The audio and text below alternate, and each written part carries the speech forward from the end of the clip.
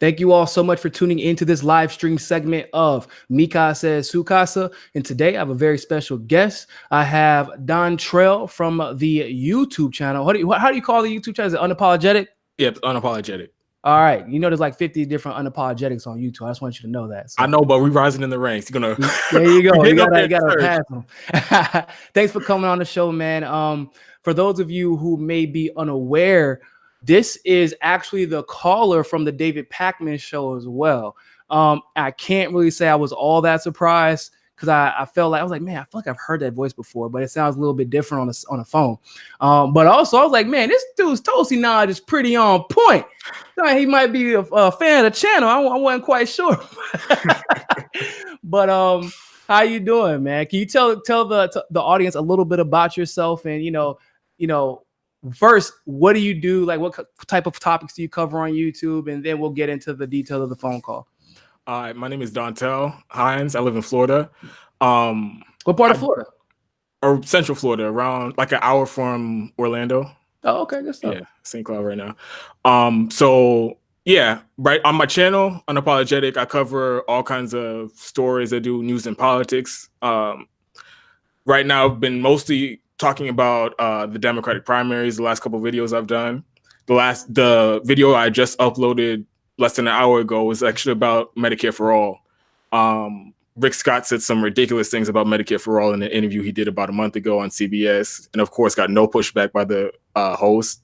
So, you know, I had to correct the record on that. Oh man, Rick Scott saying something stupid. What a surprise. What's new? I know.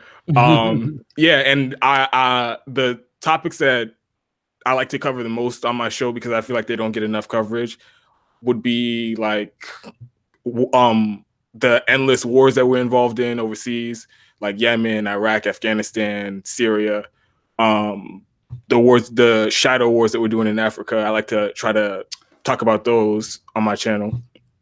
Healthcare, Medicare for All, very big issue for me. So I bring attention to that on my channel. What else? Tax policy. A lot of people, you know, don't really hear a lot about that or get good information about that. So I try to give it to people in an entertaining way by, you know, not just giving the raw numbers or whatever, just explain how it works and the way that the tax system's set up and how it's rigged in favor of the corporations and the extremely wealthy in this country. So issues like that, economics, domestic policy, healthcare, foreign policy, like all types of stuff I cover on my show. And it is for the crowd. Once again, it's Unapologetic. Unapologetic. YouTube.com/unapologetic. YouTube.com/C/unapologetic. There you go. Good stuff. Yeah. All right. So that way people know where to find you at. So I do want to get into this part about David Pakman really quick. So for those of you who watch I posted a post, maybe last week in the middle of the week, because people were tagging me and sending me the video of this, like, yo, you got to cover this. You got to cover this caller school, David Pakman on Tulsi, made him look like an idiot. And I was like, it's not that hard to do, but let me just check out this video really quick. And then I'm listening to it.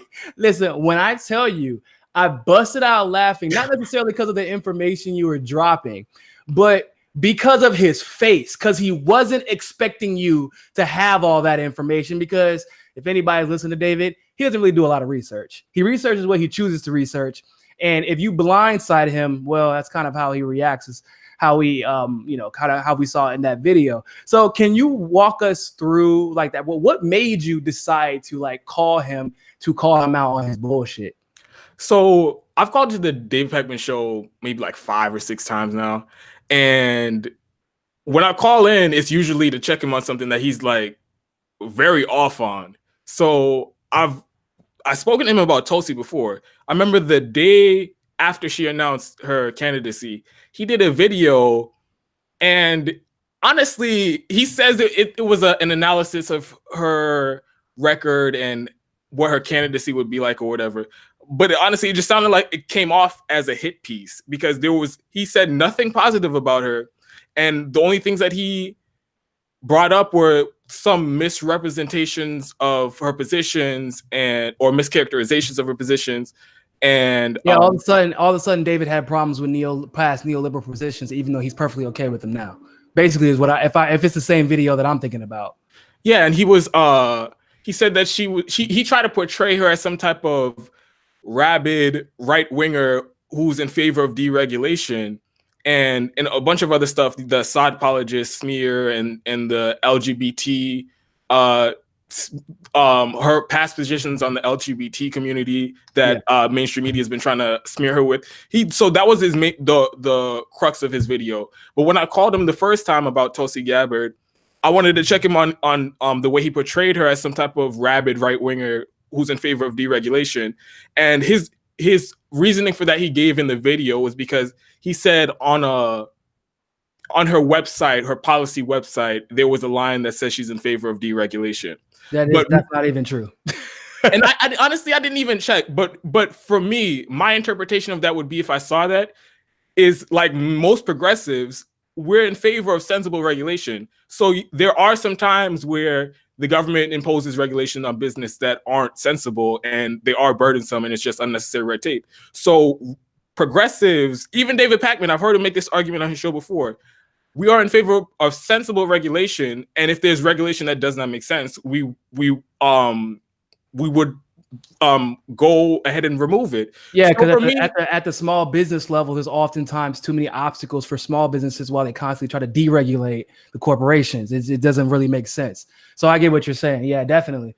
From my understanding, most progressives seek to have deregulation on small businesses, better tax opportunities for small businesses and things like that. So it wouldn't even necessarily be a bad thing. So I agree with you there.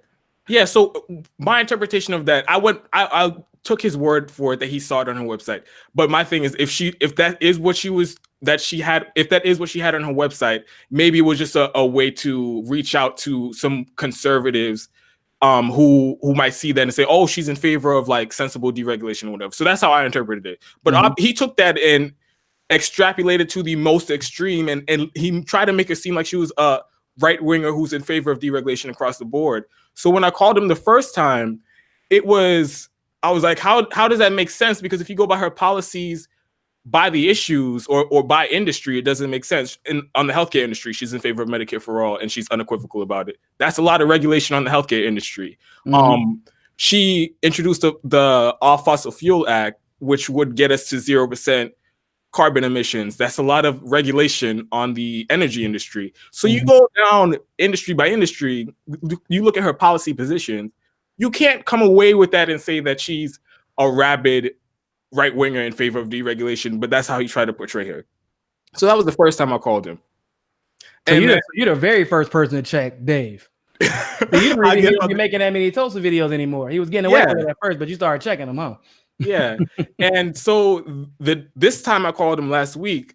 It was I just wanted to like check in and see if he was still as anti-Tulsi as he was the first time I called him, because since she's launched her campaign, it's been a great campaign. If you're paying attention to it, it's been a great campaign. She's been talking about important issues. She hasn't equivocated on her progressive policy positions, and she addressed most of the, if not all of the criticisms that people on the left have had about her, like her relationship to Prime Minister Modi of India, her past. Yeah, the relationship that I'm still trying to dig into because I haven't been able to find, other than she visited and then took a picture with them. Right. I mean, that's basically, and that's one of the things that's funny enough.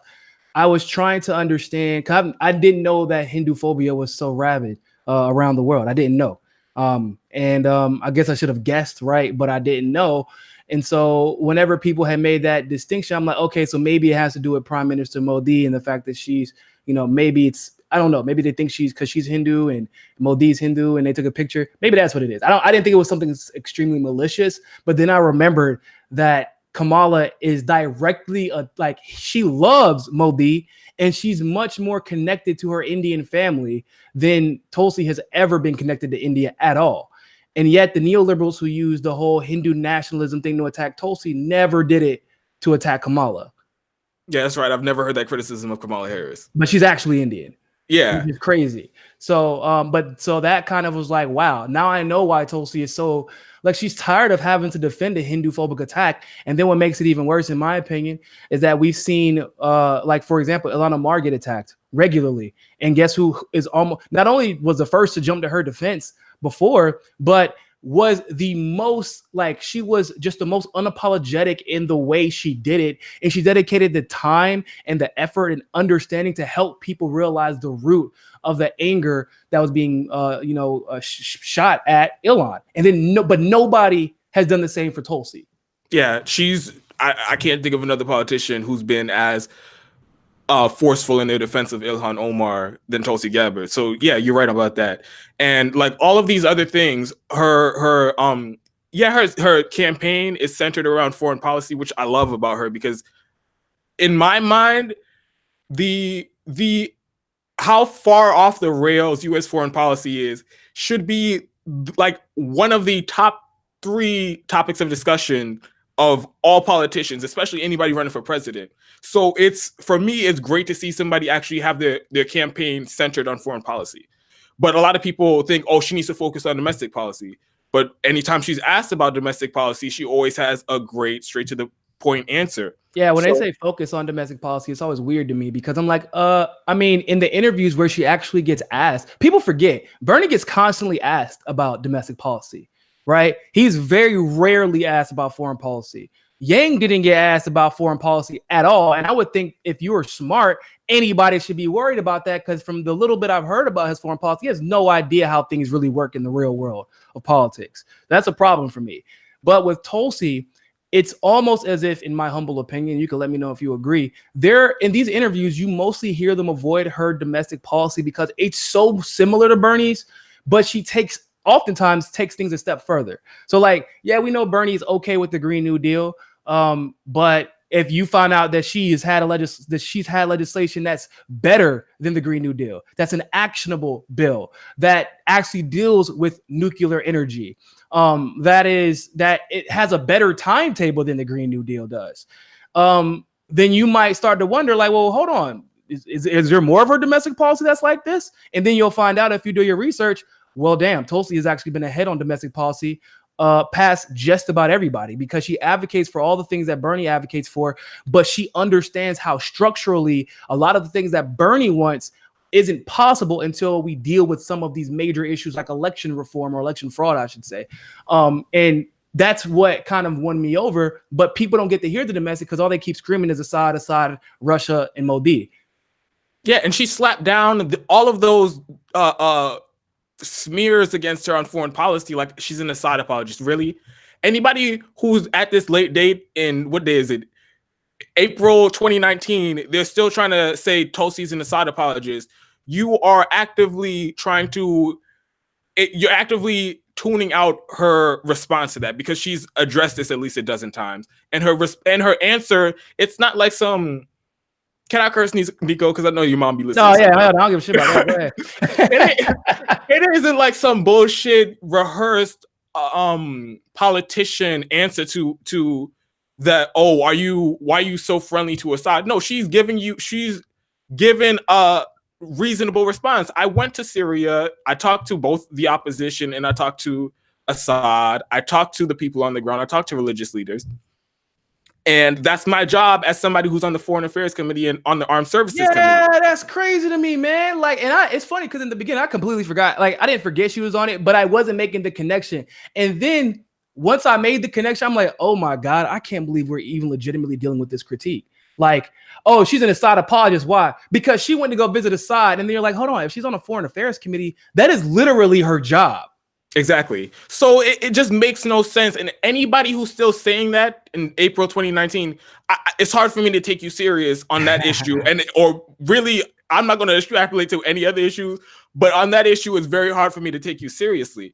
So yeah, she's had her foreign policy is very strong, and she's going to call out U.S. empire. She calls out the military industrial complex by name. She calls out the deep state and the national security apparatus by name. And she's not backing down from that. So the fact that she focuses on foreign policy is not a problem for me. And she if she's asked about healthcare, she'll talk about Medicare for all. If she's asked about regulation, very knowledgeable. She's very knowledgeable about all those things. That's the scariest part about Tulsi, in my opinion, because if you it's as much as I love Bernie, if you try to do the reverse with Bernie, right? So if you go from, okay, let's take it from domestic to foreign. What do you think about this? What do you think about that? He's not as knowledgeable about what's going on overseas. But if you flip it with Tulsi, well, let me take it from foreign policy to talk about domestic. Well, what do you think about this? She has a very detailed outline of what's happening here as well. And she can even explain to you how foreign policy relates to the domestic and vice versa. We just don't really have anybody right now, in my opinion, that's running who truly understands that. Like, and that's 90% of our problems, I believe. I don't even think Obama truly understood this when he first ran for office. I think he thought foreign is foreign and domestic is domestic, and I'll let Hillary handle foreign and domestic will be fine. And no. The same people are the reasons that we're at war constantly, and are also simultaneously the reason we're not on 100% renewable energy right now, or we're dealing with election fraud right now. So, yeah, I feel like that's a unique quality about her. But before we go too deep into that, this last call that you had with David, because clearly you understood the policy. So you were almost, and I noticed that you were doing it too. You were leading this man. You were setting him up for failure. You ain't slick. I know what you was doing. But so when you called him and you laid all that stuff out for him, what did you expect him to say? Or did you expect him to try and pivot like that to the polls? I was shocked by the silence. And he was like expecting me to say something. I'm like, no. I just gave you a whole list of policy substance and he, on his show, he repeatedly says that the supporters of Tulsi Gabbard, they're in a cult of personality and they can't give factual reasons why she's a good candidate. So I lay down a whole list of reasons. So I'm expecting him to at least try to provide a counterpoint or something like that. But he just, and then that's my question to him was, do you think you jumped the gun in trying to write off Tulsi Gabbard so early in the campaign? And then his response was just, no, I don't. And then just awkward silence for like 10 seconds. So yeah, I was expecting him to at least try to come up with some type of counter to all of the progressive policy substance that I gave him, but then he didn't. And then he went to the polls, and then his response or his argument that the polls, he's not covering Tulsi because of the polls. Well, one, I don't agree with that because, like I said, that's a bold-faced damn lie. He knows damn well he ain't got nothing to do with those polls. Yeah, because if that's the case, why are we even discussing Warren? But he discusses Warren regularly, right? And he did that video, that kind of hit piece on Tulsi Gabbard the day after her campaign, so it had nothing to do with the poll numbers or anything like that. But to go on, so I didn't even try to like debunk that. I just wanted to go into his argument about how the polls are a good reason to dismiss a progressive candidate. So the first thing that came to my mind was Joe Biden has been polling #1 since polling started in the 2020 primary. So are you going to tell me that these polls are really that accurate? Who on the ground is talking about Joe Biden? I want Joe Biden to be president. I want Joe Biden to be the Democratic nominee. Nobody's talking about Joe Biden, and his policies is a whole other issue. But he's run for president more than once. He polls well, I guess, in the beginning and immediately tanks. And then gets his ass handed to him. Yeah, so like the idea that the polls are going to tell you, especially now, months before the first debate, the polls are going to tell you who is a good candidate, who's going to run a decent campaign and who's not. That is just not true, because there's other things to look at. Look at the support that Tulsi Gabbard has. Look at the way she does her interviews. Almost every interview she's done has been handled perfectly. She doesn't talk around issues. She's straight to the point, no matter what. If they try to deviate away from the issue, she makes sure to bring it right back and bring it right back. She'll bring it right back. So she's handled her interviews perfectly. Her town halls, the response from the crowd was amazing, and the response online from people after they saw her in the town halls, she gained a lot of support. Her public speeches that she's done, she's gained a lot of support. So if your whole, and I should say more than any other candidate that's running except for Bernie Sanders, because who's excited about Kamala Harris like that? Who's going to Kamala Harris speeches and listen to her give cliches and platitudes and walking away like, oh yeah, that's my That's my horse. That's who I expect to win the Democratic primary. Like, there's very few people, and those people are in the cult of personality, or Cory Booker, or Pete Buttigieg, or Beto O'Rourke. I mean, we can even be honest. Like with Bernie, there's a cult of personality. I know because I was in the movement. I was a part of it. There was a lot of people who have made their entire life now is based off of that revolution that Bernie Sanders started. Like, and it's not necessarily a bad thing, but there are people who love Tulsi Gabbard, right? They, for the same reasons they do love AOC. They love Nina still. They love all the people who have basically invested themselves in uplifting Bernie. But the moment that Tulsi broke away from that, all of a sudden, well, I just find some of her past stances problematic. It's like, what? Yeah, all these past stances you never had an issue with before until the neoliberals threw them in your face. Yeah, when she stepped down from the DNC and campaigned for Bernie, nobody was bringing up her policy position. She's like, you know what? I don't really like Tulsi Gabbard. Like, nobody was saying that. I found her past problem. I found her past, stance a little bit problematic to endorse Bernie. No, It was, oh, she loves Bernie, therefore I love her, and there was no question. Because and Nina and I had this conversation before. There is a certain truth that no one has wanted to accept because it would shatter their world. Bernie Sanders has a more problematic past on most policies than Tulsi, right? Nina even has a past that has never been brought to the forefront. Why? Because we either purposely blinded ourselves. We never had a reason to look into it. We know where her heart is, but we've never really been incentivized to look up Nina's past, because what good would it serve at this point? It's like bringing up the past when we know it has nothing to do with who she is today and what she advocates for today. And that was the same for Tulsi until people realized she was going to be a challenge for Bernie in a very legitimate one. And instead of explaining why Bernie may be better, and there's nothing, I don't have a problem with that. I feel like that's a good, healthy debate. We should be debating who is more left.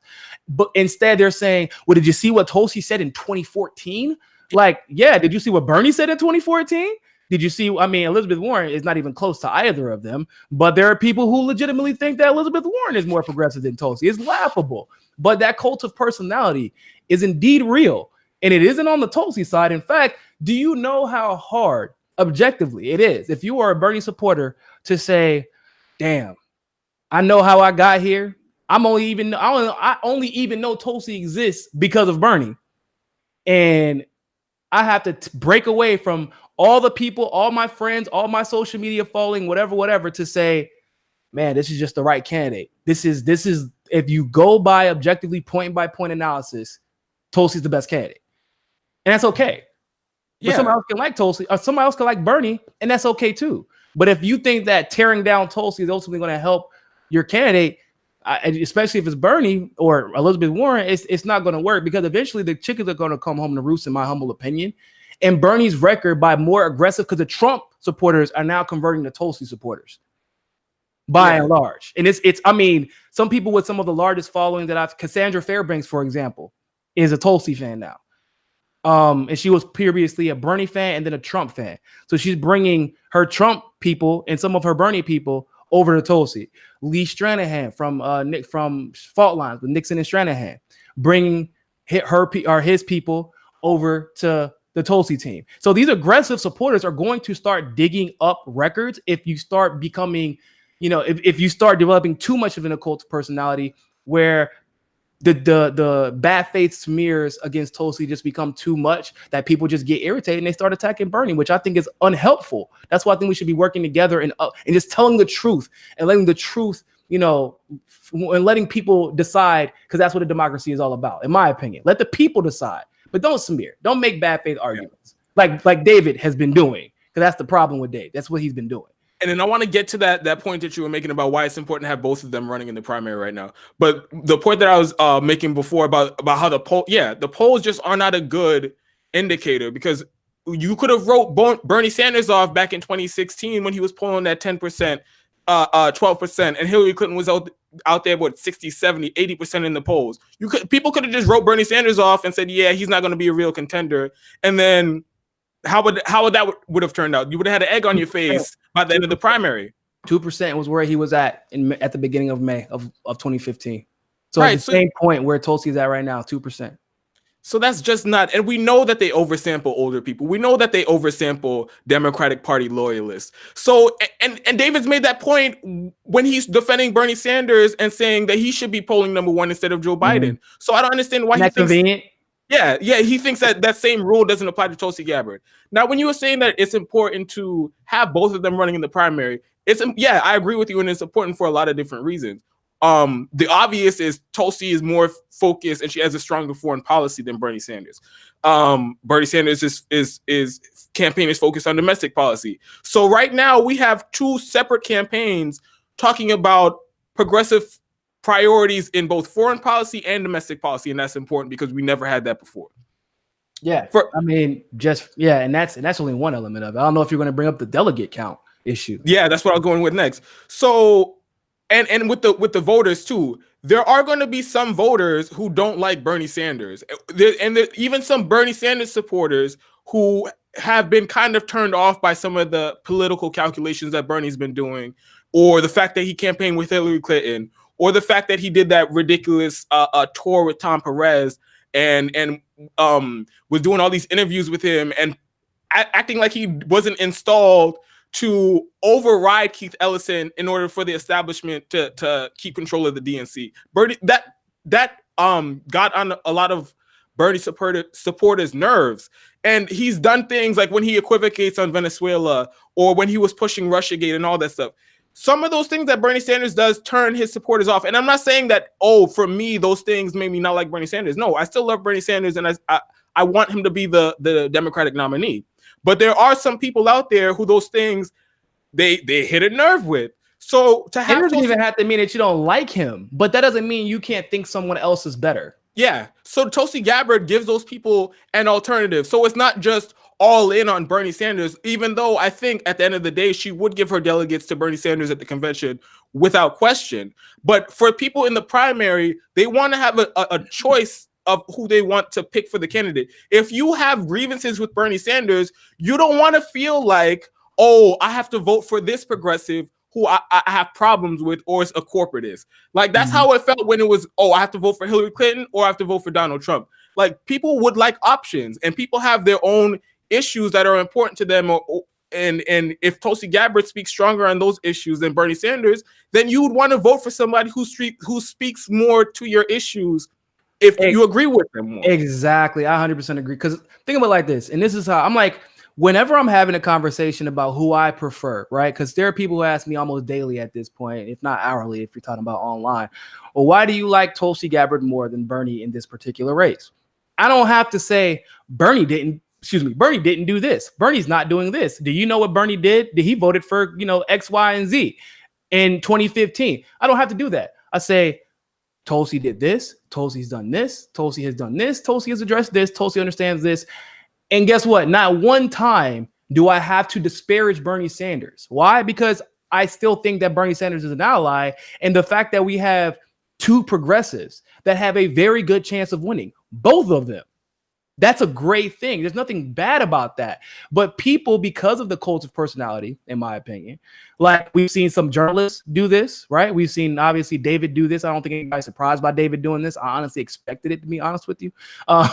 But we've seen people on Twitter and Facebook do this. I've seen some of my friends do this where they almost can't help it. They can't even say a compliment about Tulsi without qualifying it by saying, well, she would make a great VP. Wow, I can't wait till she runs in 2024. That's her time. No, it's either it's a great thing she did or advocated for, or it isn't. It isn't she will make a great VP. If she'd make a great president now, in my opinion, she would make a great president now. If Bernie made a great president now, I didn't say whenever Bernie was 72, 73 years old in the 2016 election, yeah, man, Bernie would have made a great president 15 years ago. Yeah, duh.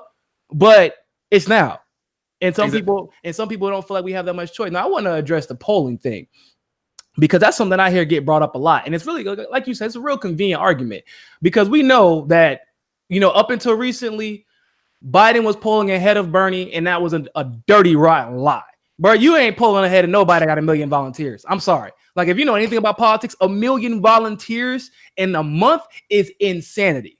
That does not happen. So with that logic still in place, How are you then going to say, well, we know that Tulsi is only polling at 1% and 2% in some other polls? Like, no, they were the polls that they used to decide whether or not somebody was 1%, 2%, or ones that, at least the ones that they pushed. First of all, it's paid for by CNN. This is it's SRSS poll that is trash. Their sample sizes are trash. Like even the most recent poll that came out, the Emerson poll has a 5.2% margin of error. Exactly. So it's like literally she could be like not polling at all, or she could be at 7 or 8%. Are you kidding me? Like that's the weakest poll, but that's the poll that people want to use when it's convenient for the argument. But I even did a video about, I said, yeah, we can take this with a grain of salt because at least Bernie is winning in this poll. But when you're trying to convince me that Julian Castro is polling ahead of Tulsi, but he hasn't even qualified for the debates monetarily. Exactly. Tulsi has almost 20,000, probably way more than that at this point, 20,000 more donations than him, and did it in 2 months with no PAC money. No, she actually, fun fact, she has the most progressive fundraising right now. She's not even taking PAC money, and Bernie is even accepting PAC money this time around. Granted, I would want a caveat there. I'm pretty sure it's from Our Revolution, so I'm not sure if I care that much about that because I know how they fundraise, and I'm okay with it. But still, Tulsi is only accepting individual donations from the people. And so when you factor that into the fact that she's been getting, Bernie didn't even get this much negative publicity when he first announced last time in 2015. He just wasn't covered. It was just blackout. She's getting blackout and smeared anytime she gets talked about. Exactly. She is literally being smeared on a daily basis. And she was still able to raise 65,000 individual donations in 2 months. That in itself is an insane achievement. But when you couple that with the fact that we saw this type of effort in 2015 from Bernie, and we saw where that went, imagine when everyone is now paying attention. Because that's what we're seeing now. If you don't think that will have an effect on the polls, if you don't think that them disproportionately asking Democrats who they're voting for, like that's going to be a determining factor in who wins the election, I got some bad news for you people. Bernie was winning so dominantly in the Midwest, and like in that middle, like after Super Tuesday, he started boom, boom, boom, boom, boom, Bernie. Guess why? Because there's 35 primary states that are open or semi-open primaries where Republicans can vote. And the Republicans who don't like Trump, but don't have an option on that Republican ticket, all they have to choose from is a Democratic primary candidates. Who do you think they'll vote for? Is going to be either Bernie or Tulsi? But the polls don't reflect that. And that's why I think it's ludicrous when I hear people at all try to use the polls as a legitimate metric for anything other than who the establishment is favoring. And then on the polls too. So this is just should be on like very clear to people. Okay, now we know we have an idea who's going to be on the debate stage, and Tulsi Gabbard's made the debate stage. Who is going to make the argument that she won't run laps around everybody on that stage except for Bernie Sanders? And then with millions of people watching that, you think she's not going to go up in the poll? You think she's still not going to get past 1%? I don't think so. And she's going to be straight to the point. She's not going to be, sometimes Bernie Sanders, it takes a little while to get around to his point or whatever. That's just the way he communicates. That's the way he talks. Yeah. But Tulsi Gabbard, she just first word out her mouth, nope, I don't agree with that. Yes, I agree with that. And then she'll say, and let me tell you why. Exactly. So it's a very well thought out response that, because this is what she believes, Yeah. So that the debates are going to be a very good place for you to start getting an idea of how the campaign is going to shape out. And then another point I want to make is a lot of the people who are now criticizing Tulsi, but let me be clear about where I stand on the primary. I believe Bernie Sanders he should win the Democratic primary, and of course there's going to be all this funny business going on behind the scenes, and they're doing everything in their power to rig it. But he should be the number one.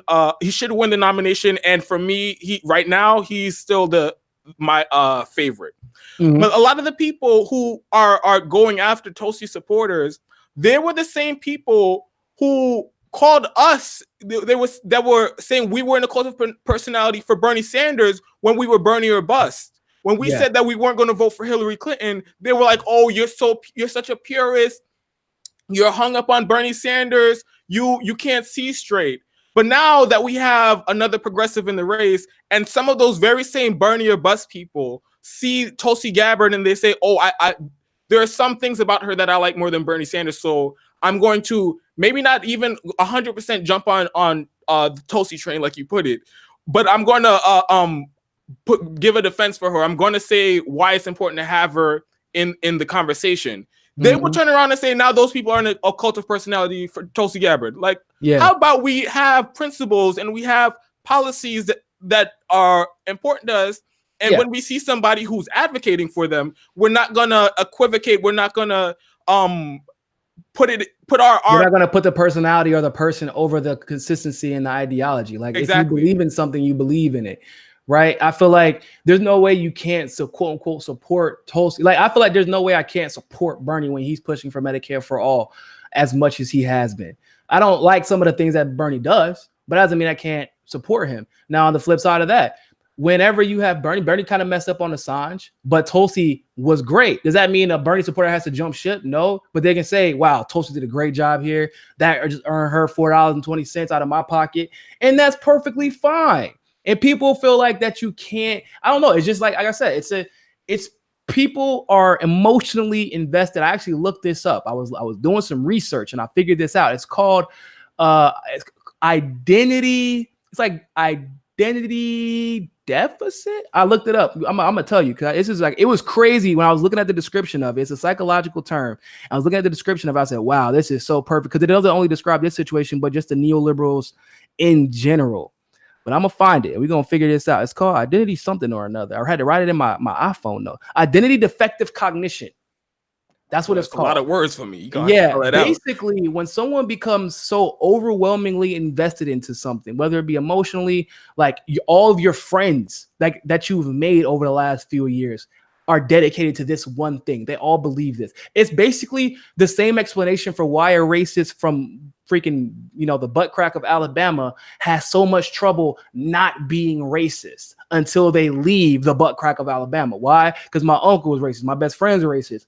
All of my friends and my family have always believed in this. And once I decide to shift out of that mind state, especially in that, because that's an extreme case, they're worried that they're going to lose everybody that they've ever loved and everything that they've ever known. And it's very similar to the Bernie Sanders movement. Because of he's immensely popular, which is a great thing. But because of that, people finally see an opportunity. Wow, I can be on the winning team for once. Wow, I can, I get to brag about how great my president's doing. How, I chose the right horse in this race. It's about time. I put all this work into Bernie. But they're not thinking about it in terms of the progression of the movement. They're only thinking about it in terms of the relationships that they've built, or in some cases, when it comes to like YouTubers, for example, or other type of avenues, all the money they've made recently is because Bernie gave them a lane to do so. Exactly. Right? So like now you're financially invested. Now here's the problem with this. The reason they call it a defect is because once you're confronted with the truth, and it's like unequivocally true, you cannot argue with the facts, you actually become more unhinged, and you will create lies to justify why you're still loyal to whatever personality, or culture that you're loyalty to, no matter like how much it's wrong, because now you've become financially invested in this particular line of thinking. And that's what I've seen a lot. It happened with the Hillary people, probably way more so than the Bernie people. But it happens with Bernie people too. I'm sure it will eventually happen with Tulsi's people too. She's just not popular enough yet. But Tulsi is getting to that point where she's kind of like on the precipice of blowing up. It's literally, once the debate happens, you're going to see a shift, like a paradoxical shift, where everything, or excuse me, not a paradoxical, it starts with a D. Oh my goodness, I can't remember the word now. But you know what I'm talking about. It's going to be a huge shift in the shift in the paradigm. Yeah, paradigm. Yeah, there you go. It'll be a paradigm shift. And like people want to be forced to think about who they support. But that's where we want to be at. In my opinion, maybe I'm too complex of a thinker. Maybe I'm like being too optimistic and too naive. But I feel like, wow, if I have to contemplate who's the best progressive to get the job done, that is a good thing in democracy, not a bad thing. Exactly. When was the last time progressives have been so prominent? Progressive policy priorities have been so prominent and pervasive in the Democratic Party. I can't think of a time like that. So we have two and even the corporatists are trying to pretend like they're progressives now. They're not even trying to run a campaign like Hillary Clinton was like, oh, no, trust me, I'm a centrist. I'm going to work with the Republicans and I'm going to get it done. They've all moved away from that. Now they're all liars talking about they support Medicare for all because all of them have backtracked or put out these corporatist alternatives to Medicare for all, like Medicare buy-ins and lowering the eligibility age or having your employer be able to give you a Medicare plan similar like how we have the private health insurance system in the United States right now.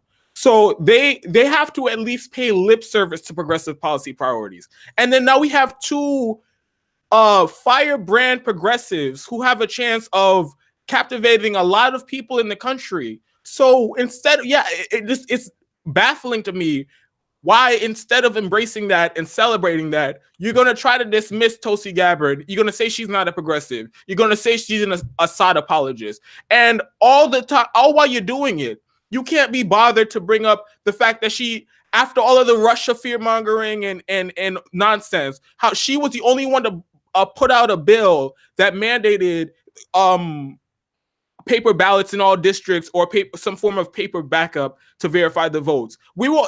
MSNBC, but all of mainstream media was some people in independent media had their hair on fire. Russia hacked the election. But Tulsi Gabbard put out that bill. Nobody's the only talking one about that it. presented a solution. Exactly. Everybody else wanted to focus on the problem because that's what they get paid to do, because they don't want a solution. They want to fearmonger so that, because if you have solution-based thinking, then you can't be scared into voting for the other candidate. Exactly. And that's what we basically have been seeing. And she has her bill to end the prohibition on marijuana. She's one of the only people in Congress to put out a bill to get us to 0% carbon emissions. So all of these things are undeniably progressive and important to the movement. So why can't you just say she's done these good things and Bernie Sanders has done these good things? I like Bernie Sanders more, so I'm going to go with Bernie Sanders. But you know what? I'm not going to knock Tulsi Gabbard because she's doing important work and she's an important voice in the movement. I don't understand that. There with the nuance, bro. Hold on there. Don't scare people away. I wanted to ask you, because I'm sure you saw the video that I did the other day. For those of you who do not know, Tulsi's policy advisor got in touch with me and let me know that they're actually about to reintroduce the OFF Act, which is the Off Fossil Fuels. I think it's for like Off Fossil Fuels for a Better America, something like that. But moral of the story is it'll completely get us off of fossil fuels by 2035. And in 7 years, we'll be 80% off of fossil fuels. So by that 12-year mark that everybody is so worried about, Tulsi's bill gets it done and it is actionable. They have a jobs program in the legislation, retraining for jobs in the legislation, deals with nuclear energy. I mean, oh my God, I was reading through the legislation. I'm like, wow, how the hell has this not been talked about? Of course, because it's too damn good. So what do you think about the people who or the argument that people have presented? Oh, well, they should work together and push both of them. And because in my humble opinion, I feel like the Green New Deal, and everybody felt like this. They're like, oh, it could be better, but it's a good start, right? Cool. I didn't have really a problem with that argument. But then once again, that cult's personality kicks in, right? Everybody loves AOC. So they automatically assign AOC to the Green New Deal. And now we can't do anything unless we push the Green New Deal with it. And in my opinion, that's wrong because her resolution isn't even all inclusive, but they're saying, well, this can fit into the Green New Deal when technically, if you don't know how a resolution works, people, a resolution is a step right before a bill gets passed or right before a bill gets introduced. It sets up the framework for a bill. The problem is the bill has already been here since 2017, and now Tulsi's going to have to reintroduce it for this session because no progressive pushed it, including AOC. So we'll see how that works out. But how do you feel about the arguments presented that we should push both? Because in my opinion, that's like saying push a Medicare buy-in until we get Medicare for all. And I think that's silly. I think we should be pushing the main bill that's already actionable. Yeah, I agree that Tulsi's bill should be, any progressive who claims they care about climate change, they should be talking about that full-throatedly. So yeah, if she has in legislation all of the important steps that we need to take to address climate change, then yeah, progressives should be pushing that. As far as AOC and the Green New Deal, AOC should also be pushing Tulsi's legislation. And if she wants to add, because it's not like, there's only one person or one bill that we can only introduce to address climate change. No, this is a huge issue that's been ignored for decades. So if AOC wants to she hasn't even come up with a bill, and I'm not knocking her for it. I understand the process that she's taking, but she hasn't even come up with a bill yet. So if she sees Tulsi Gabbard introduce the Off Act, then she should be pushing legislation that that works within that. So if AOC wants to focus on the high-speed rails, okay, then introduce a bill that gets the infrastructure, that's very specific to the high-speed rails. We got a super chat from Manny, and I'm glad he brought up this point because I forgot. I always forget this. Manny said, and thanks for the super chat, AOC pledged to support the Off Act in 2017 while she was running, and that's true, which makes it all – this is what – I hate even bringing it up because it actually pisses me off at this point. I go from the point of like maybe dissension, like I don't agree with her, to, okay, so it's about your ego. Because when you unequivocally backed the Off Act, you knew how good it was. You knew 400 environmental and climate change groups supported this. You knew how many sponsors it got, and it damn near got as many sponsors as the Green New Deal did. But you knew it didn't get the coverage. So it's almost like, in my humble opinion, she took advantage of a situation where she could have propped up a progressive ally and said, you know what, I'm going to introduce something more watered down. I'm going to fuck up the rollout, because she did fuck up the rollout, to be quite honest with you. And I'm never going to mention the Off Act that I pledged to support again. And that's problematic for me. Because it seems like to me, you just want something with your name attached to it that you get to take credit for. And I've watched some of the conferences she's spoken at, right? She talks about, she gets invited specifically because of the Green New Deal legislation. And then instead of, hey, we also have this great bill, because then I wouldn't think it's as nefarious, but when you're getting invited on television to talk about the Green New Deal, you're getting to speak at conferences to talk about the Green New Deal. You're having all these interviews to talk about the Green New Deal. And there is something better right there that you already knew existed. That's problematic for me. And maybe I'm being too hard. But do you understand where I'm coming from? Where it's like when you were running for office, you thought the Off Act was great. But now that you consider somebody your quote unquote competition, which you shouldn't see her as such, now the Off Act isn't good enough, and you got to offer something lesser. Push that and never mention the Off Act again. See, I'm not gonna speculate on her motivations, but it is a problem that she is doing all this media tour, and she's getting all of this attention to her and her climate change. Her focus on climate change. She should also be lending some of that to Tulsi Gabbard and saying, you know what, I'm doing this, but I think that we should also be talking about Tulsi Gabbard's Off Act. So I agree with you on that. And it's like climate change is one of those issues that people on the left for the longest time have been saying there shouldn't be any like infighting. It shouldn't be a partisan issue. It shouldn't be a competition between different countries. It's the planet is about to burn, and the window of opportunity to address that is closing. And people have said that the Green New Deal, they're like, oh, it's because of better marketing that it's getting more coverage. No, it's not, because Jill Stein, the Green Party, have been pushing this for how long? And the mainstream try to pretend it didn't exist. Why? Because it was really, really, really good. It was more similar to the Off Act than it is to the revamped Green New Deal. And so it's not the marketing, it is AOC's platform. That's what made it so popular. So now we have to deal with the nonsense of trying to get a resolution that hasn't even been voted on and passed yet. Because now we have to pass the resolution, but now because it's incomplete, we have to revamp the resolution so that it's complete and then get that passed. And then what's we got to do? We have to put another committee together to do what? To write the bill, put hundreds and hundreds of man and woman hours and labor hours into this bill, and then get that passed. AOC will probably be in office, but the people who co-sponsored the original resolution may not even be in office by the time we finally get to discuss the Green New Deal being a thing. But the Off Act is here right now. It already has the co-sponsors. It already has the support outside. The only thing it's missing is support from the progressives in the thick of it, where they can use their voice to uplift this. And then, of course, the Senate having a bill that's similar, the heir apparent to the bill. And yet it takes one person to say something about it, and she has it. it's just extremely frustrating as somebody who I'm an activist first, you know? And I understand that the place that we're in the planet, and it's not even just a planet, but economically, I know where we're at economically, and we have a solution. And it's so frustrating to know that we're not pursuing it the way that we should be because of grandstanding. That's what's most frustrating to me. Yeah, so I'm with you. It's mind blowing. It's baffling. Every single elected progressive should be criticized if they have not or will not get on board with Tulsi Gabbard's off act, because then what are you doing?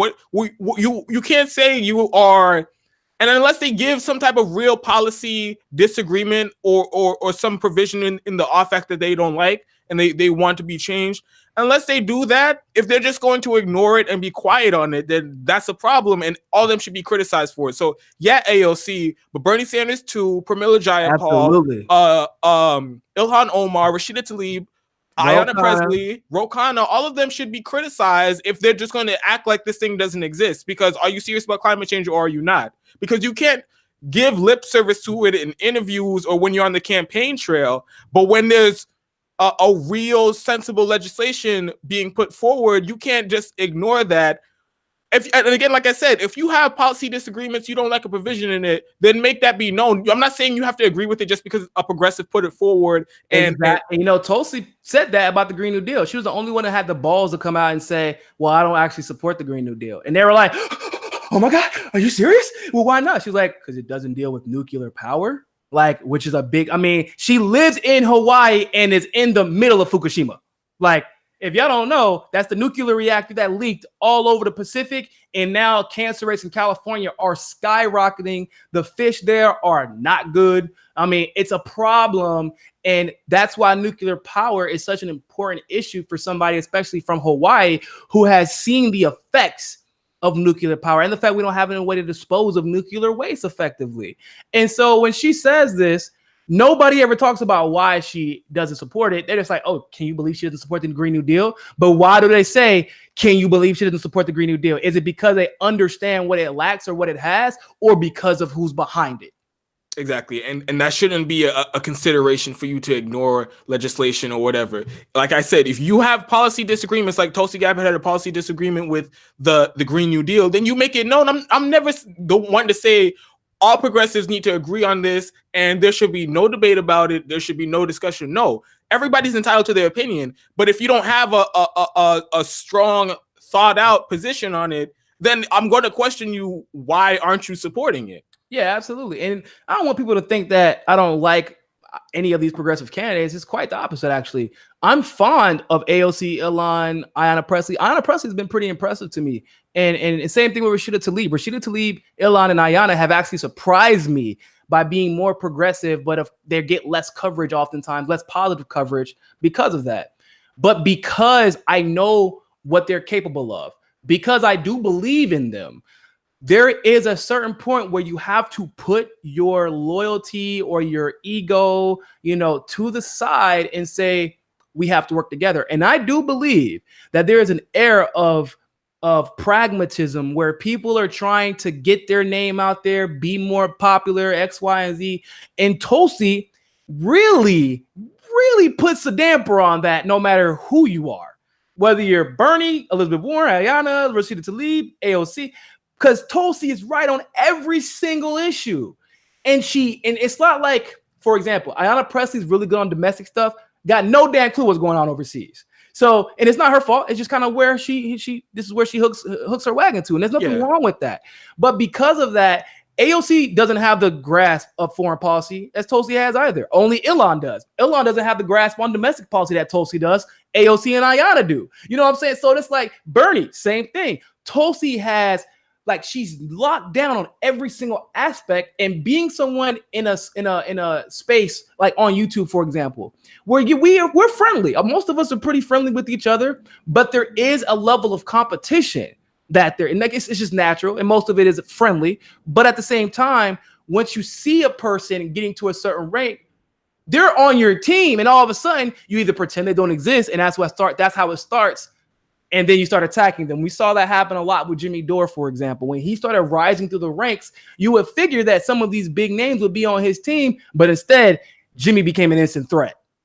because not only was his show taking off, but then he was getting some crazy big names onto his show and breaking huge stories. People didn't like that. You would think, oh, wow, let me cover these stories as well. This is really important for the movement. But it stopped being about the movement. It started being about their bottom line. And I don't think that's where our focus can be if we want to see this world saved in the next 12 years. And that's what we're in danger of losing, that battle against climate change.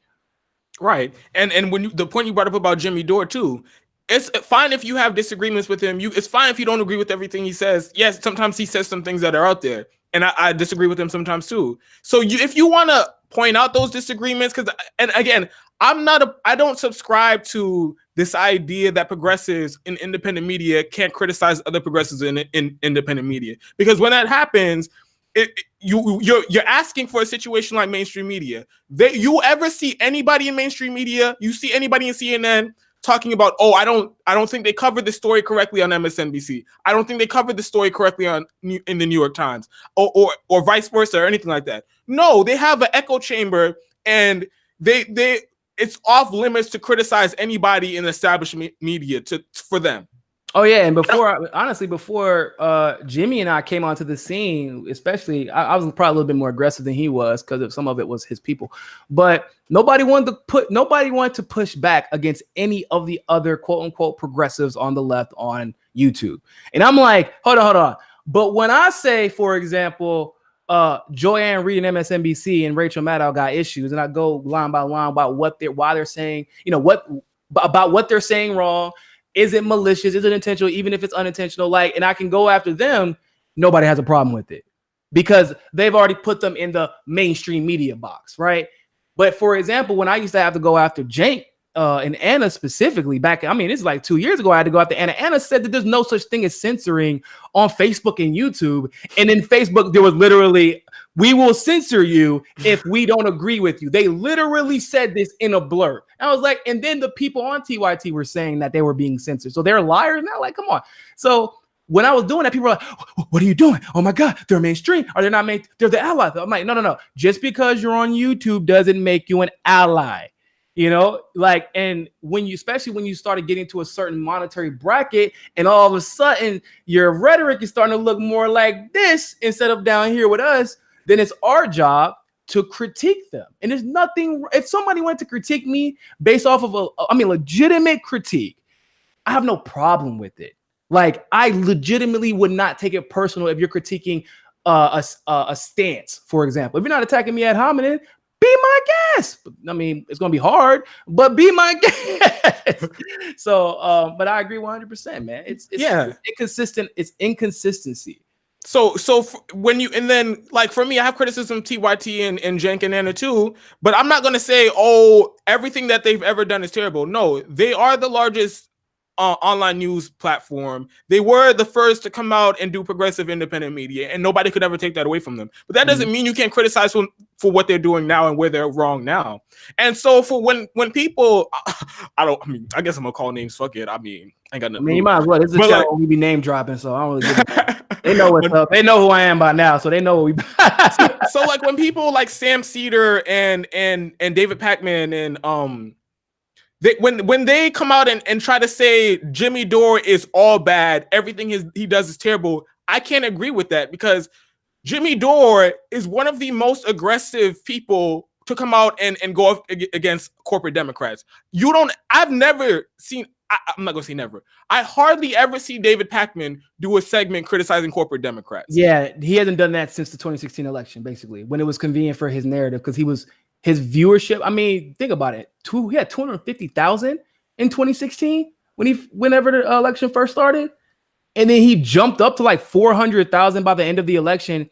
And then he started pivoting to try to mimic the mainstream narrative about Russiagate and, blue no matter who and all that good stuff. Yeah, I agree 100%. I can't think of the last time I've heard him critique a corporatist candidate. So yeah, you can't just come out and say Jimmy Dore is all bad. Jimmy Dore is all bad. Nobody should listen to him. He's terrible for the movement. How are you going to say that when he criticizes corporate Democrats as aggressively or more aggressively than anyone else? That's an important part of the movement. You can't just come out and say Donald Trump's bad. All these Republicans are bad. Marco Rubio's bad, Rick Scott's bad, Mitch McConnell's bad. You can't just say that because you know who's enabling them. You know who's letting them retain all this power and who's getting steamrolled by them. It's the corporate Democrats. And it's a legitimate argument to be made that, like, for example, somebody who they all love, AOC, may not even be in Congress right now if it wasn't for Jimmy Dore. Right. That's a fact. Like her biggest fundraising blast came after she went on Jimmy Dore's show. That's when she took off. I know she took off on Twitter for a little bit, but then when Jimmy had her on YouTube and everybody had finally got exposed to her there, it was a wrap. So yeah, you can't just, and then his anti-war stance, there's almost nobody who's as viciously anti-war as Jimmy Dore. So you're going to say because you don't agree with him on Bernie or Bust that nobody should listen to him? That's crazy talk. Because again, Michael Brooks and Sam Cedar and David Pakman, how often do they talk about anti-war positions in Yemen or Iraq and Afghanistan? They don't. And I'm not saying everybody should cover the same exact thing. You do whatever you want to do on your show. But Jimmy Dore does important work in the movement and in progressive independent media. So to just write him off, it doesn't make sense to me. You can have your legitimate criticisms of him. You can say, hey, he did this and he said this in a video, and I don't agree with that. So let me correct the record. That's fine. Before you continue, everybody, you can find Dontrelle's page at www.youtube.com/c/unapologetic. Make sure you go follow him. Everybody's been like, well, man, where can I find to do that? You need to have him on more often. I know, man. Not a lot of black people out here in the YouTube world covering progressive politics to keep it a buck with you, man. It's not really that many of us out here. We usually get relegated to a certain space where we can only talk about getting shot. Like, I'm not gonna lie, guys. As a person who's been shot, and as a person who's suffered from police brutality, gets kind of old talking about getting shot and beat up all the time by police. There's other issues that we want to talk about. We know we get shot and beat up. Sean King ain't really had to deal with it as much. Sean King out here faking the funk and shit. Sean King ain't never been beat up with black, so it's really easy to talk about it all the time. When you deal with it regularly, when you got to deal with racism all the time in some way, from a fashion, it gets kind of old. And we understand a lot of these issues that, like racism, it's because of the class wars. It's because of lies that are pushed. It's because of the people who are in power and how and when they actually choose to acknowledge racism. Like the reason that the Hindu phobia thing is kind of hit close to home was because when I realized, I'm like, wow, Tulsi has been an ally this entire time. After they call her Hindu phobic, right? Or Islamophobic, excuse me. And she's been an ally in a much better way than almost any other congressman or senator. And yet when it's her time, whenever it's time for people to speak up for her, because there's not a democratic consensus, all of a sudden it's not important. It doesn't need to be talked about.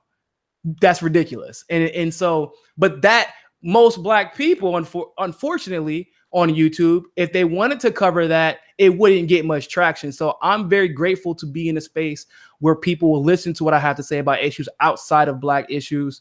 And I'm very thankful that there's somebody else out there on YouTube trying to do the same. So I definitely encourage you all, go follow Dontrelle. Man, is obviously he knows his stuff, and then some, and he's just somebody who definitely deserves your support and your following. Get that man some subscriptions right now.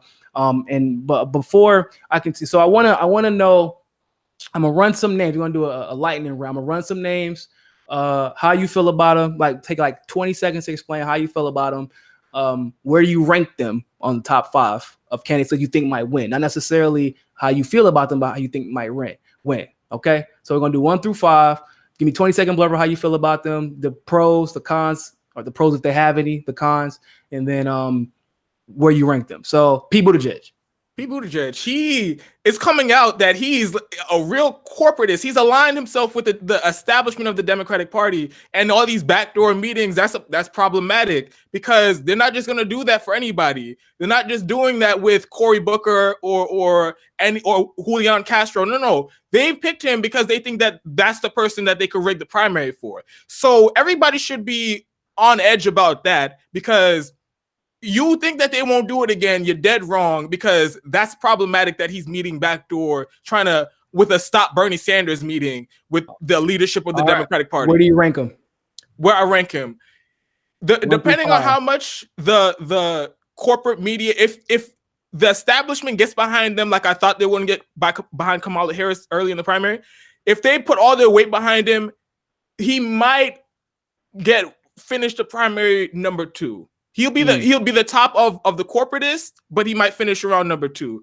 Okay, Joe Biden is going to get his ass handed to him in a spectacular fashion, and it's going to be embarrassing for him because he's like been waiting on the sidelines, like he's about to come in and like, you know what, fuck it, I got this now. No, that's not going to happen. Double Dutch, man. He's like, you know, on Double Dutch, you do this, and you ain't never Double Dutch before, or you have, and you know what the result's going to be. You get smacked in the face the moment you jump in, but you look so confident before you jumped in and realized 2 ropes are swinging at your face. That's what Joe Biden reminds me of. Yeah, so it's going to be embarrassing. It's going to be funny, but I think he's going to be an important part of the primary because he's going to be a punching bag for the progressives, because we get to point at Joe Biden and all of his reckless, insane right-wing policies that he's pushed in his entire career. And we also have somebody who's directly connected to the Barack Obama administration. So we now get to criticize the Barack Obama administration in a way that we weren't going to get to do before in the primary if he didn't get in. Oh, so wow, that's an angle I never thought about. He's gonna be a punching bag, but he's gonna be an important punching bag because there are a lot of people who are still brainwashed by the Obama administration. So we're gonna be airing out some dirty laundry when Joe Biden's on the debate stage and when he's going around the country. Where do you rank him? He's gonna finish so bad. I doubt he'd be top 10. Well, he might be top 10. Same thing. He might be top 10, but like number 10. Like, yeah, and that's like if he doesn't drop out before he even gets to be ranked high. Okay, yeah. So we'll go with 5 for that one.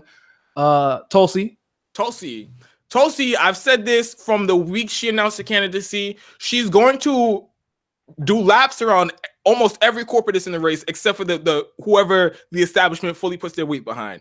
So she'll finish ahead of all the corporatists. So she's already number 4 at least. But I think she's going to finish. I'm almost sure she's going to finish ahead of Elizabeth Warren, because Elizabeth Warren has just, as the time goes by, she's just more wishy-washy and more centrist than people originally thought. So she might even finish ahead of Elizabeth Warren to come in number 2 in the race for progressives, and might honestly be number 3 in the overall primary. That's my optimistic prediction of where Tulsi Gabbard is going to finish. Bernie Sanders, my dog Bernie Sanders.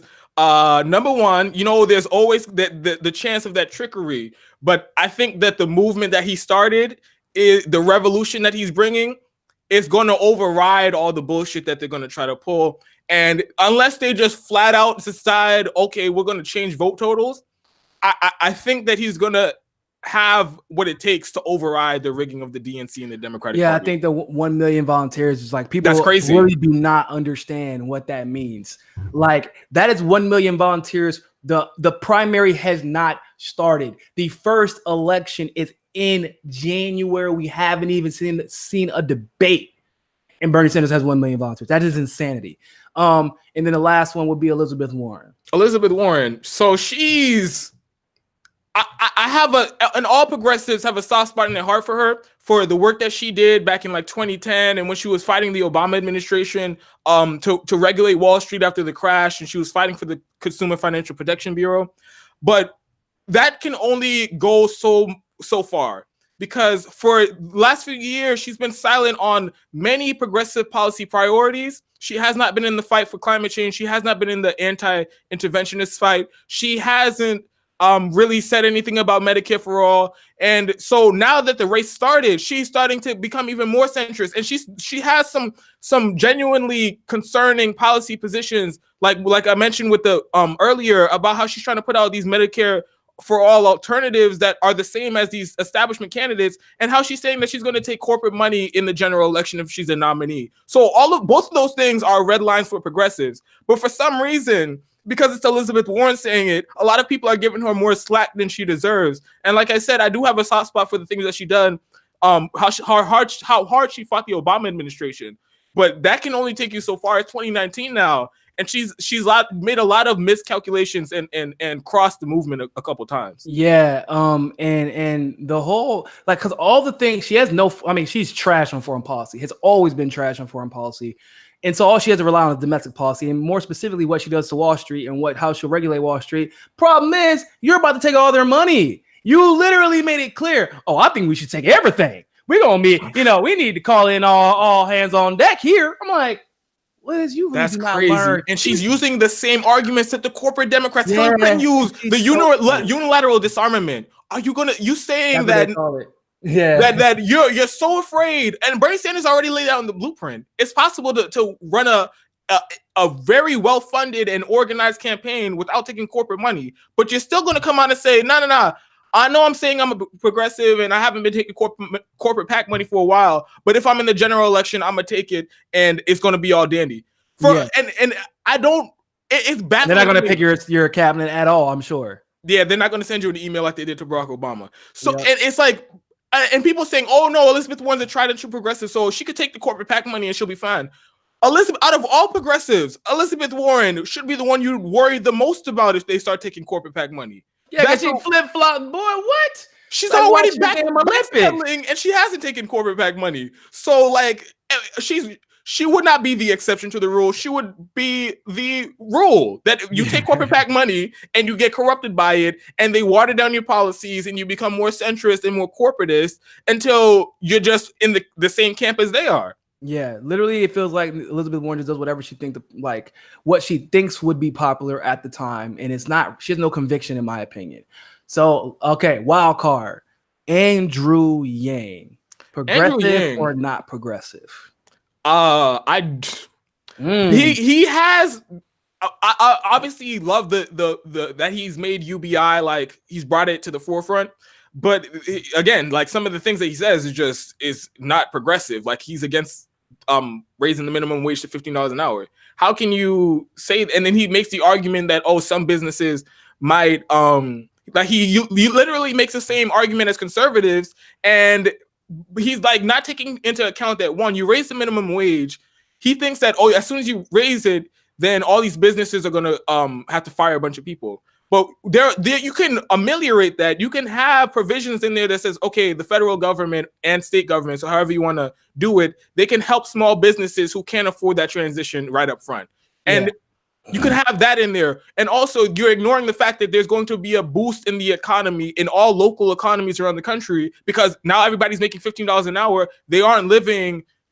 They aren't so strapped for cash, and they are actually they can pay their bills, and they have spending money too. So they be able to spend that money in their community. So he's making literal conservative arguments against the minimum wage. And it bothers me because he's like, "Oh, I'm for UBI. I'm giving everybody money. Okay, what do you feel about minimum wage? Oh no, that's too much on small businesses. Well, how are you going to pay for UBI? Well, part of it will be, taxing products on small, like the ones that will be taxed. Guess who will be taxed? It'll be the small businesses that'll hurt the most." Yeah, so that makes no sense because they're oftentimes, especially nowadays, most big corporations, the way they're set up is that their services or their products are service based, right? So people doing services, employing independent contractors, franchising out your businesses to other people, so they have to deal with most of the tax burdens. Like mostly, it's going to hurt small businesses when he does that. And then on top of that, I don't know how people are just kind of overlooking the fact that he did say he's going to cut entitlements to get his UBI pass. Like, he's way too forgiving when it comes to the corporations, the big corporations. He feels like we shouldn't really be worried about them. Like that's what that's kind of us. They're a distraction. What we really should be focusing on is cutting entitlements, giving people a choice between Social Security and my $1,000 a month UBI. What choice is there? Like, I don't get it. Like, and then on top of that, the UBI all of a sudden incentivizes the government to do what? Cut Social Security anyway. Yeah. So now people over a long period of time will be receiving less and less, so that you have to eventually force everybody to receive UBI instead of Social Security. And that's just my position that I kind of agree with Andrew Yang on. And now he's coming out talking about he's against free college too. Hold up now. That doesn't make any sense. Like he's somebody who I think it's a progressive voice. He calls him he calls Andrew Yang a dirty secret technocrat because like he's the things that he's proposing are just things that just keep the system going along as is, and it's not like real. There would be literally major no change. Social mobility because everybody is getting it. It's like, hold on, what? That doesn't. If income inequality is bad now, everybody gets the exact same amount of money over a certain amount of years. How does income inequality all of a sudden stop? Like, how does it just like? Because If I had enough, like $1,000 a month as a person who collects retirement from the military, it's roughly $1,000 a month. That doesn't let me change area codes. You know what I'm saying? Like, for people to understand what that means, if I could afford an $1,100 a month house now or before, I couldn't all of a sudden afford a $2,000 or $2,500 a month house and move school districts and area codes because of an extra $1,000. That's right. What I mean. So, like, or the property taxes that come along with that, right? Things like that, which I don't think Andrew Yang really understands. I think that he just does not. But here's the biggest problem for me. It's how I nixed him off the progressive world. Like, he's done. He takes corporate money. He takes lobbyist money. He takes PAC money. He takes super PAC money. He don't give a damn. He's taking all of it. So if you're taking that much corporate money, whose interest could you possibly be representing more than theirs? Exactly. So he's more in bed with the corporations. So he's like as progressive as you can get while being in the camp of corporations. So he's at the moment deceiving a lot of people. He's getting a lot of support from people who might be like usually leaning towards conservatives or the Republican Party, and they see him and like, oh, that's like a reasonable Democrat. But he's like off the mark on a lot of real important priorities. I want to take this last super chat question from Natalie Chavez. Do you think Nina Turner will be in the White House with Bernie, or do you think it's going to be a Tulsi Bernie ticket? What do you think will VP Nina or Tulsi? I think it'll be a Tulsi Bernie ticket. Just from the conversations I've had in the past with Tulsi, that doesn't mean that Nina won't be in the White House either, because Nina has a very important part to play. I would love to see Nina in like HUD, with housing. I would love to see her there. Oh my God, it would be huge for to have a Black woman who is from a lower socioeconomic background to understand the real problems behind the housing. It isn't just affordable housing. It isn't just public housing. It needs a very nuanced approach. And I know that Nina will be open to listening to it from the right people, not from corporates who are just trying to make a quick dollar. I think that Tulsi will be VP because I know for a fact Nina doesn't want to be president. She doesn't want it. She literally does not want nothing to do with it. Can you blame her, right? So that's why I think it'll be closer to Tulsi VP. But if Tulsi is a VP, you can rest assured she would be more in control of foreign policy than the Secretary of State would be. I can guarantee that. She's already made it clear to me that that's exactly what she would like. So, and Tulsi tends to get what she wants. So with that being said, Dontrelle, let everybody know where they can find you at on Twitter or YouTube or wherever else they can look for your stuff. So I am on YouTube at youtube.com/c/unapologetic. I will have a link to the show's Twitter account in my About page on YouTube, and I'll also have a link to my Patreon account on my About page on YouTube. But I think my Patreon is patreon.com/unapologetic0. Good stuff. Appreciate you coming on, man. Thank you so much for call. I ain't got time to be calling Pakman. I'll be on that phone. Your ass out. So you're a lot calmer than I am. So I appreciate that. Thanks everybody for tuning in. Make sure you go follow Dontrelle right now, youtube.com/c/unapologetic. And shoot him a subscribe. Go, spam his videos with likes and all that good stuff. We need some more unapologetic progressive voices out there. I definitely think this is a good one. So with that being said, people, thank you all so much for tuning into this live stream segment of Mika Says Sukas. Remember, more than anything else, find your balance. Peace.